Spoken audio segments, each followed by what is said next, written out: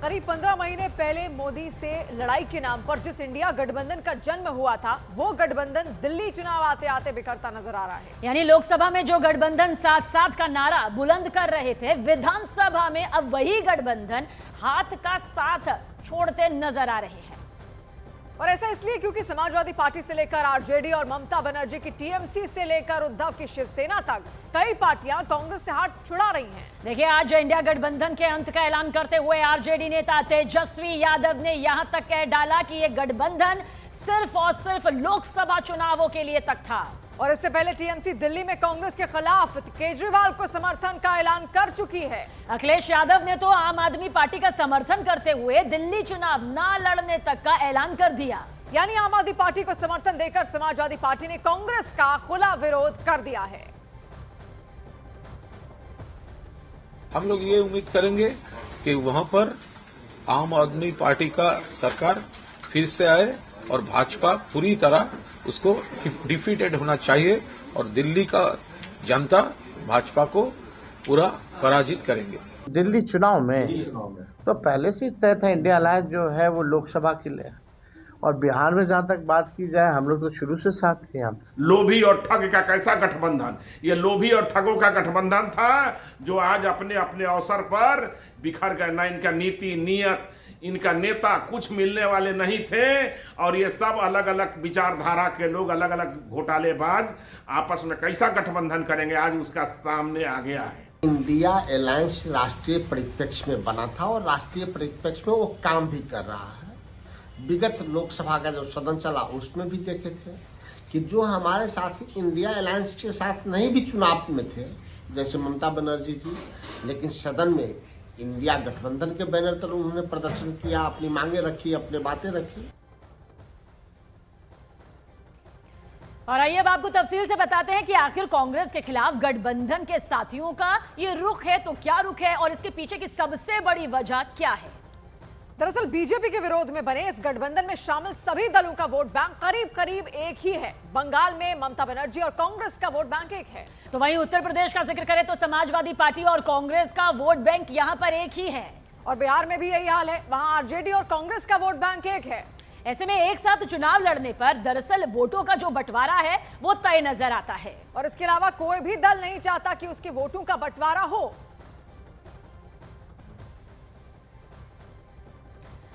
और हमारे सहयोगी अरुण दिल्ली से इस वक्त हमारे साथ बने हुए हैं। अरुण, वो कांग्रेस जो कोशिशें कर रही थी कि दिल्ली में कुछ ऐसे प्रत्याशियों को उतारे जिससे स्थिति मजबूत हो सके, लेकिन उसके तो अपने ही साथी जो दम भर रहे थे उसका साथ होने का, एक एक करके साथ छोड़ रहे हैं।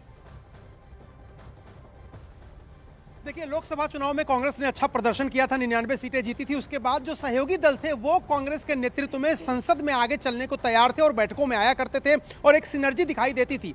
लेकिन जैसे ही हरियाणा और महाराष्ट्र के चुनाव नतीजे आए, उसके बाद जो सहयोगी दल हैं उनके तेवर बदलने लगे और उन्होंने ये दिखाया कि उनके राज्यों में कांग्रेस पार्टी उनका स्पेस नहीं ले सकती है। अब देखिए, बिहार में चुनाव है, तेजस्वी ने कह दिया इंडिया गठबंधन तो बीते कल की बात हो गई, लोकसभा चुनाव के लिए था। इशारा साफ है उनका, और कांग्रेस पार्टी ये जानती है कि वो ज्यादा से ज्यादा सीटें हथियाना चाहते हैं और कांग्रेस को कम सीटें देना चाहते हैं, इसलिए उन्होंने दबाव बनाने की रणनीति के तहत यह बयान दिया है। कांग्रेस ने भी कहा कि 70 सीटों पर वो तैयारी कर रही है और 70 सीटों पर लड़ेगी। तो देखिए, जितनी भी रीजनल पार्टियां हैं वो कांग्रेस पार्टी के वोट बैंक में सेंधमारी करके ही मजबूत हुई हैं। तो जैसे ही कांग्रेस उनके वोट बैंक को पाने की कोशिश करती है, ये नेचुरल है कि वो पार्टियां कांग्रेस से बिदक रही हैं। और दिल्ली में उसका आप देखिए कि किस तरह से उद्धव ठाकरे के गुट की बात करिए, आप तृणमूल कांग्रेस की बात करिए, ये सब लोग, समाजवादी पार्टी की बात करिए, ये सब लोग साथ खड़े हैं आम आदमी पार्टी के। और यही कारण है अरुण की आप तमाम जो राजनीतिक दल हैं वो कांग्रेस से दूर जाना चाहते हैं। कांग्रेस पार्टी को पहले हरियाणा फिर महाराष्ट्र विधानसभा चुनाव में हार मिली, और इस हार के बाद का ही असर है कि इंडिया गठबंधन की पार्टियां अब धीरे धीरे कांग्रेस से दूर जा रही हैं। बिल्कुल सही। और दिल्ली चुनाव में कांग्रेस पूरी तरह से देखिए अलग थलग यहां पर दिखाई दे रही है। लोग इस समय कांग्रेस को वोट देना चाहते हैं, कांग्रेस को ताकत देना चाहते हैं। लोग ये महसूस करते हैं कि हमको एक मजबूत विकल्प भाजपा का तैयार रखना चाहिए जो जनता के सवालों को उठा सके, जनता की आवाज़ को उठा सके। फिर नगरीय व्यवस्था को एक अच्छी सुचारू व्यवस्था देने में भाजपा विफल रही। अभी 2-4 दिन का समय दीजिए, हम ये तय करेंगे कि इंडिया गठबंधन में रहते हुए कांग्रेस पार्टी भी हमारे लिए उसी प्रकार महत्वपूर्ण है जैसे आम आदमी पार्टी महत्वपूर्ण है। दोनों ही दल हमारे लिए एक अहमियत रखते हैं। चूंकि हमारी लड़ाई, हमारे विचारधारा की लड़ाई भारतीय जनता पार्टी की कुनीतियों से है। हमें भारतीय जनता पार्टी को हराना है। आम आदमी पार्टी, कांग्रेस पार्टी, दोनों में से हम किसे मदद कर पाएंगे, किसका समर्थन कर पाएंगे, ये अभी हमारे रणनीति का हिस्सा है। थोड़ा और समय बीतेगा, हम जरूर इस पर प्रकाश डालेंगे। अभी हम किसका साथ देंगे, किसका साथ नहीं देंगे, ये कह पाना बहुत जल्दबाजी होगी। तो महज 15 महीने में ही क्या कांग्रेस विरोधी हो गया है इंडिया गठबंधन? इस सवाल का उठना लाजमी है। इधर इंडिया गठबंधन में शामिल पार्टियों में एंटी कांग्रेस रुख को देखते हुए बीजेपी हमलावर है और एनडीए नेताओं का ये कहना है कि इंडिया गठबंधन सत्ता के स्वार्थ के लिए बना था, जो अब बिखर चुका है। पहले भी कहा था कि ये जो इंडी गठबंधन है ये राजनीतिक स्वार्थ का गठबंधन है, नेचुरल एलाय एक दूसरे के नहीं है। जब तक इनका राजनीतिक स्वार्थ एक दूसरे से सिद्ध होता है तब तक ये गठबंधन की बात करते हैं और विपरीत परिस्थिति में ये सब अलग हो जाते हैं। ये मंजर हम दिल्ली के अंदर देख रहे हैं कि किस प्रकार से अन्य लोग आप पार्टी को सपोर्ट करने का प्रयास कर रहे हैं। कुल मिला के यदि एक शब्द में कहा जाए तो ये सब चोर चोर मौसेरे भाई हैं। ये तो उनका आंतरिक मामला है, लेकिन कांग्रेस पार्टी द्वंद्व की स्थिति में रहती है कि भ्रष्टाचार के माध्यम से सेकुलरिज्म की रक्षा करे कि परिवारवाद के माध्यम से रक्षा करें। तो इस ऊहापोह में दिल्ली में विधानसभा चुनाव में कांग्रेस पार्टी है।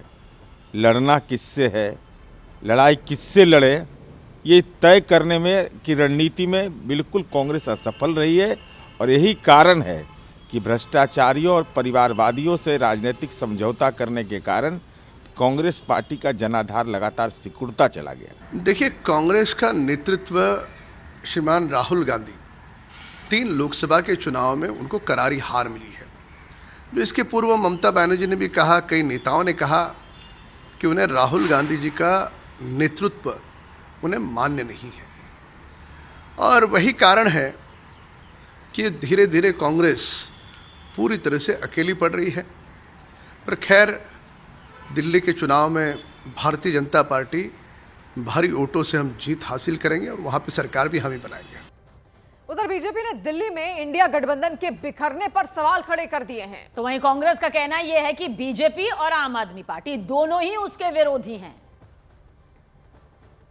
कि मैंने तो पहले भी कहा था कि ये बेमेल अलायंस है और उस समय वहाँ की लीडरशिप को समझ नहीं आ रहा था। ना तो जनता इस अलायंस को एक्सेप्ट करती, ना जनता इन दोनों पार्टियों को एक्सेप्ट करती। जिस पार्टी ने पिछले 10 सालों में दिल्ली के लोगों का और दिल्ली एज अ शहर का स्तर नीचे किया हो, उसके साथ अलायंस के बारे में कोई सोच भी कैसे सकता है। यही मेरा ऑब्जेक्शन उस समय था और आज भी वही है। चुनाव में हमारे दोनों प्रतिद्वंदी, हम दोनों के खिलाफ बराबरी से बोल रहे हैं और भाजपा के खिलाफ ज्यादा बोल रहे हैं। उसका कारण ये है कि हम मानते हैं दिल्ली का विकास अगर शीला दीक्षित जी के बाद थमा है तो उसमें केंद्र में भाजपा की सरकार थी और उन्होंने दिल्ली के विकास के लिए जो अपेक्षित था नहीं किया।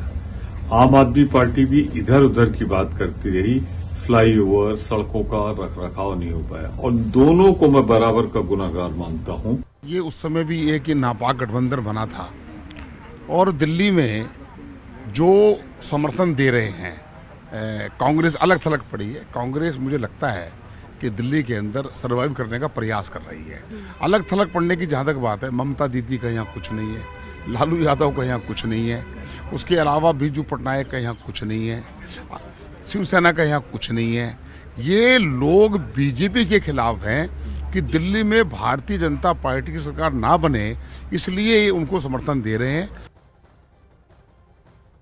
तो कांग्रेस से इंडिया गठबंधन के बाकी सदस्य अलग थलग होते नजर आ रहे हैं और इसी को लेकर कई प्रतिक्रियाएं सामने भी आ चुकी हैं। इंडिया गठबंधन में इस वक्त कंफ्यूजन की स्थिति है और उमर अब्दुल्ला और फारूक अब्दुल्ला का गठबंधन पर क्या कुछ कहना है, आप सुनिए।